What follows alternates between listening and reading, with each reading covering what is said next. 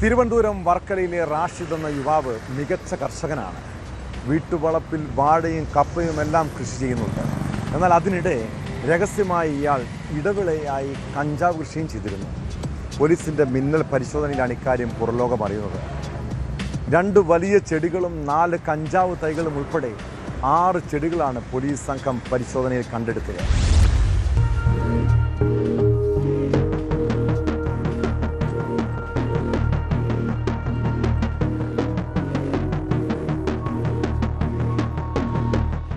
വീടിന്റെ പിൻവശത്തെ കൃഷിയിടത്തിൽ കപ്പയ്ക്കും വാഴയ്ക്കുമൊപ്പം അതീവ രഹസ്യമായി കഞ്ചാവ് ചെടികൾ നട്ടുനനച്ചു വളർത്തിയ കേസിലാണ് യുവാവ് വർക്കല പോലീസിന്റെ പിടിയിലായത്.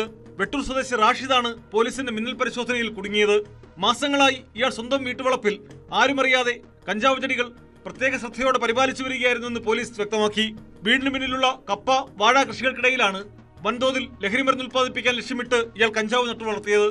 വർക്കല ഡിവൈഎസ്പിക്ക് ലഭിച്ച രഹസ്യവിവരത്തിന്റെ അടിസ്ഥാനത്തിലായിരുന്നു വർക്കല ഇൻസ്പെക്ടറുടെ നേതൃത്വത്തിലുള്ള പോലീസ് സംഘം റാഷിദിന്റെ വീട്ടിൽ മിന്നൽ പരിശോധന നടത്തിയത്. പുറമെ സാധാരണ കൃഷിയിടമെന്ന് തോന്നിക്കുന്ന ഇടത്തേക്ക് പോലീസ് സംഘം എത്തിയതോടെയാണ് ഒളിച്ചു നടത്തിയിരുന്ന കഞ്ചാവ് കൃഷിയുടെ വിവരങ്ങൾ പുറത്തു വന്നത്. പരിശോധനയിൽ 2 മീറ്ററും 1.5 മീറ്ററും വീതം നീളമുള്ള 2 വലിയ ചെടികളും 4 കഞ്ചാവ് തൈകളുമാണ് പോലീസ് സംഘം കണ്ടെത്തിയത്.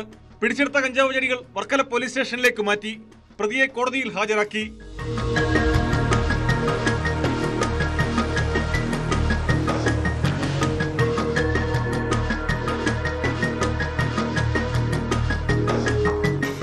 ന്യൂസ് 18 ആറ്റിങ്ങൽ.